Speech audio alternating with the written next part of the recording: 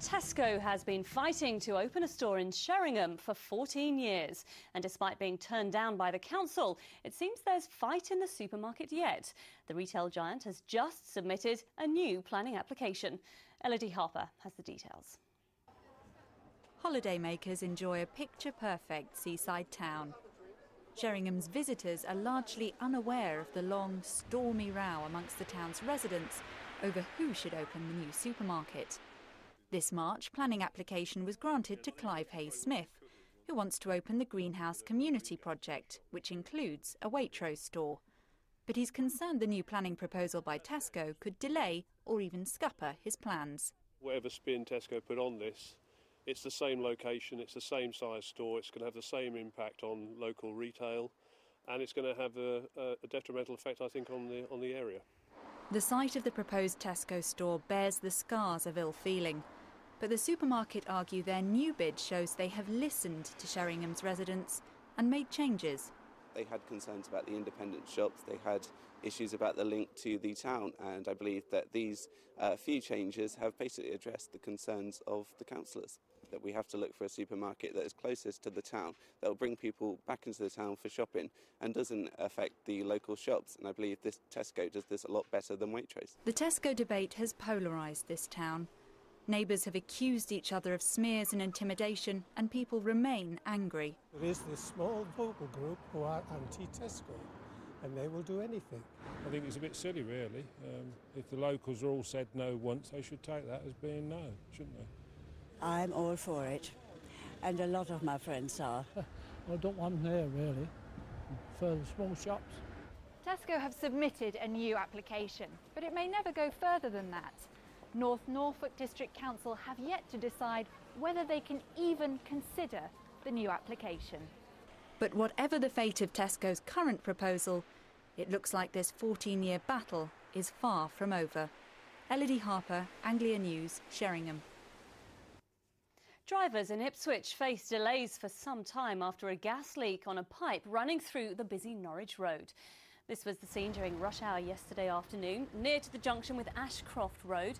Temporary traffic lights are in place and National Grid engineers say they're likely to remain in place for at least the rest of the week. Police say raids in Southend and other parts of the country have smashed a multi-million-pound scam involving the theft of iPhones. The phones were allegedly stolen and their SIM cards used to dial premium rate numbers round the clock, racking up huge bills that the phone company had to settle but never got back. £1.2 million was stolen in July alone. 9 people have been arrested. A demonstration of traditional farming methods is underway in the fields of Norfolk. Gathering the harvest with an old binder machine is part of a plan to keep historic ways of tilling the land alive. Fiona Oates reports. Brian Sarsby has been working the land for more than half a century. He left school at 14 and went straight to working on a farm and stayed on the land until he retired 51 years later.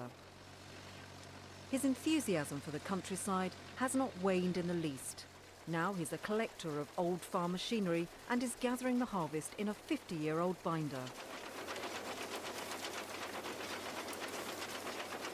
I got this binder which had stood in an open shed, and if you look at it you'll see what the salt air had done to it. That's all blistered and one thing and another. But that was complete, so I thought, well, I can work this and get this going. Automisation means that farms which used to have 50 to 60 men working on them now only have 2 or 3. Brian says he uses this old machinery for the love of it and to demonstrate just how long it used to take, as it would never be economically viable to produce corn this way now. Nobody will go back to this way again. They just can't do it, you know. The price of wheat would be, I mean, I don't know what the loaf of bread would cost if they use these things today. I mean, that would be fantastic. The bundles of corn gathered today will be used at a farming festival in September in Ingworth to demonstrate more time-honoured ways of working the land. Fiona Oates, Anglia News. The organisers of this year's Lowestoft Air Show say crowd numbers were slightly down on last year. 330,000 people braved the bad weather, including lightning, to watch the 2-day event. That's 85,000 less than last year. Undeterred though, organisers say they're already planning next year's event and are probably hoping for better weather too. Sport now, and Ipswich Town have sold John Walters to Premier League side Stoke for £2.75 million. The fee could rise to more than £3 million. Walters, who's agreed a 4-year contract, joined Ipswich from Chester for just £100,000 3 years ago. His departure comes less than a week since he lost the captaincy and was dropped by manager Roy Keane after asking to leave the club.